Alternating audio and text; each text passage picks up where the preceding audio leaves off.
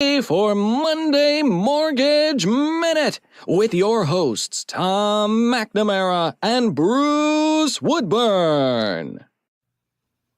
How you doing, buddy? Hey, doing great. Good evening, Bruce. How are you? Yeah, doing great. Hey, listen, man, there's a lot of shakeup in your industry right now, which affects all of us right now. So I think it's important that we talk about, what this whole lawsuit's all about and how it's going to affect people. So if you're listening to this podcast, stay tuned. We're going to cover all the highlights and the truths and the mistruths about how this is going to work, and some unknowns as to what's going to happen as well. So first of all, Tom, talk a little bit about this $418 million lawsuit that the National Association of Realtors are paying. Yeah. So it was actually, I think it was a bigger lawsuit overall, but that was the settlement was for 418, and that's the one directly with NAR. The same group, right? The same class also had gone after several big brokerages independently, right? Yeah. And most of them have settled. I think there's one that still hasn't settled, but this is against NAR, and it cover any brokerage that wasn't already covered by another independent lawsuit. Well, and I think the brokerages have to have some type of revenue, like $1 billion some odd dollars $2 billion plus, to be able to be even included in the lawsuit. Correct. It was $2 billion for the. Which means it means it's an attorney money grab. The whole thing is absolutely a money grab because, the big claim, right? The big claim is that, realtors were colluding and, fixing commissions at 6% and all this other stuff, which couldn't be farther from the truth, right? Right. Yes, a lot of agents stick to whatever their percentage is. They pick 5, they pick 6, whatever. It's been normal for the last 50 years. That's right. But there's always been discount brokers that would put your property in the MLS for $300. I actually know of one that does it for $75. Yeah. There's partial service brokers that'll do it for, a flat fee, a couple $1,000s, right? Doesn't matter what the price of the property is. So that's always been an option, but somehow these attorneys convinced the judge that, we were all colluding together. So we settled. It's going to make a lot of changes. Now, the thing is that a settlement's been offered and accepted, but it hasn't been approved by the courts yet. Right. So that's true. Yeah. So everybody that's saying things changed today, which I'm seeing a lot of news on, that's like, this has changed, this is over. I've heard of people, calling up and canceling their listing agreements. Right. Yeah. And it doesn't make any sense. But listen, so that could go either way. Then the courts could say, hey, we don't think that there should be that big of a claim, or they could say, no, you owe more than that.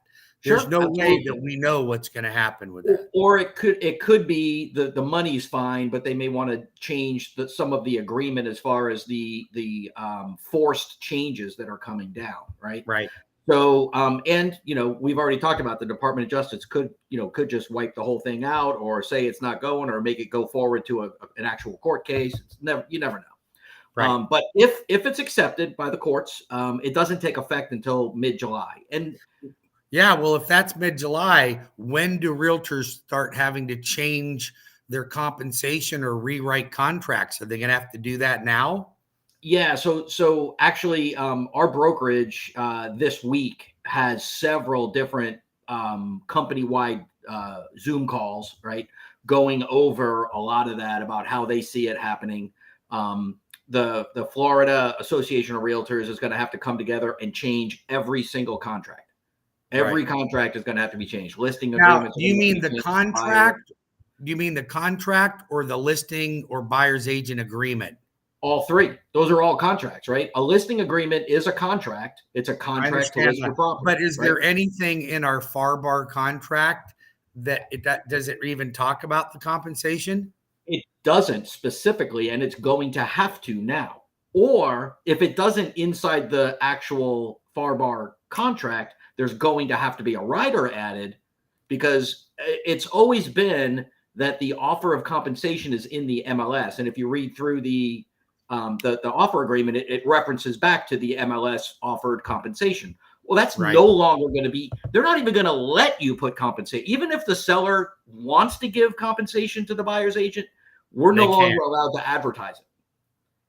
And, I think that's kind of a silly It's a thing. world gone mad. So, Yeah. so no more buyer agent commission advertised. So I was hearing people on the internet go, "Oh my God, does that mean we don't have to pay a realtor's commission anymore?" Yeah, and that's a big question mark, right? I mean, obviously, look, we're all independent contractors, right? There's no salary for a real estate agent. So, yeah, you no longer have to pay the buyer's commission as the seller, right? The seller does not have to pay the buyer's commission anymore. But if they don't, then the buyer's going to have to pay their agent directly, which sounds fair, right? Until you realize that they're going to have to write a big check or finance that into the contract, which is essentially what we're doing today, financing it into the contract, but not as a specific item. Can you imagine if you're a first-time home buyer or you have limited cash available to buy a home and you're struggling to come up with 5 or 3.5% for a down payment? You're Plus already closing costs. asking the seller to pay closing costs for you, and now you have to pay a real estate commission. So at the end of the day, that's going to hurt the buyer and the seller. So we're going to go back to the way it always was anyway, where the buyer says, all right, I signed a buyer's broker agreement that I will pay the compensation to my buyer's agent. However, I don't have the money to do that. So when you negotiate my contract on an offer, you're going to have to then negotiate that the seller is willing to pay that. Now, what I don't know is, does that compensation now going to fall into the interested party contributions that are allowable on any type of a loan, meaning 6% allowable FHA, 4% allowable VA, and 3% allowable for putting less than 10% down on a conventional loan. Now, that's going to be a problem.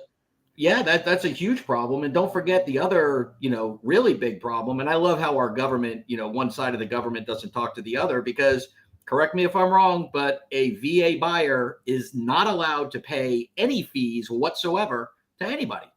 Nope. Other than standard mortgage fees, they can't, they used to not even be able to pay the termite inspection. They can now, but they can't pay for anything for the seller. So how is that going to work? Are we going to have to rewrite all of our contracts? So I'm not quite sure how that's going to play out with us. Yeah, I'm pretty confident that the VA lending is going to have to change to where that can be financed in, just like your I know it's not called MIP, but what's it called? MP? Well, for a VA, it would be a funding fee. For FHA, it's a mortgage insurance premium. For conventional, it's PMI, and for USDA, it's called a guarantee. It's all private mortgage. It's insurance.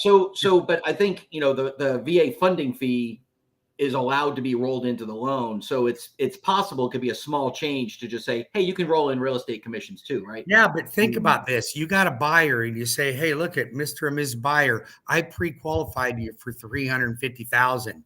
Now, oh, by the way, we'll let you roll the real estate commission in there, and that's $9,000. Well, I don't qualify for that much. Now I'm no longer qualified to do it.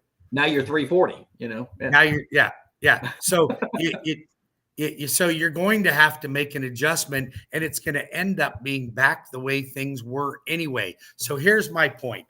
I don't think this is going to end up being as big of a deal as people think it is. I think we will settle it all out and figure out how a buyer and a seller can come to a meeting of the minds to be able to have a fair and reasonable agreement or contract for sale and purchase. I agree mostly. Most of what you say, I agree with. I think there's going to be a period of about 6 to 9 months of complete turmoil. A lot of people panicking. There's going to be a lot of real estate agents getting out of the business because they can't figure it out. There's going to be a lot of frustration, right? You think people are going to try to go right to a listing agent then also? Absolutely. So here's the problem that I have with that, okay? Mm-hmm.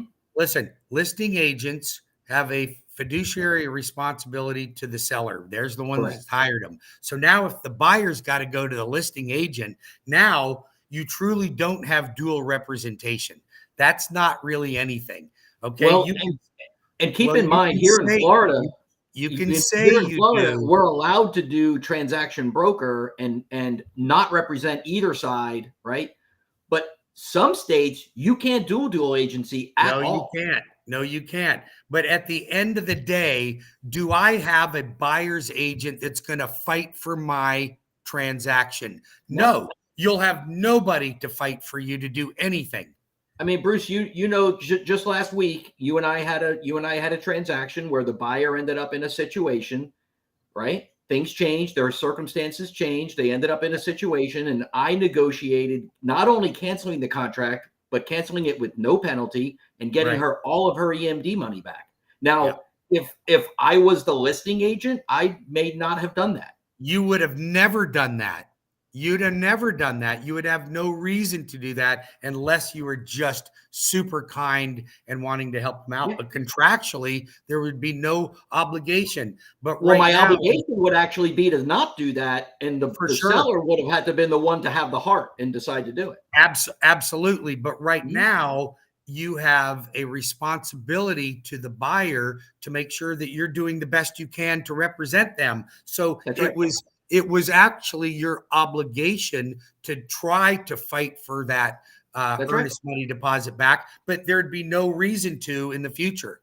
That's right. That's right. And that's a big challenge. The other thing that happens is, you know, sometimes I'll be careful about how I say this, right? But sometimes the listing agent might know something about the house or about the other party that could be, you know, important in the negotiation, and they may or may not expose that. And some things they may not be allowed to, and some things they may not want to, and some things they may be a little unscrupulous. It almost seems like there's going to be more questions than answers right now, and the dust will end up settling sooner or later, and we'll have some type of, you know, go back to some type of normality of sorts, I suppose. Yeah. I just I see it happening, unfortunately. All right, so here we are. We're heading into the selling season. We're heading into summer, right? We're almost there.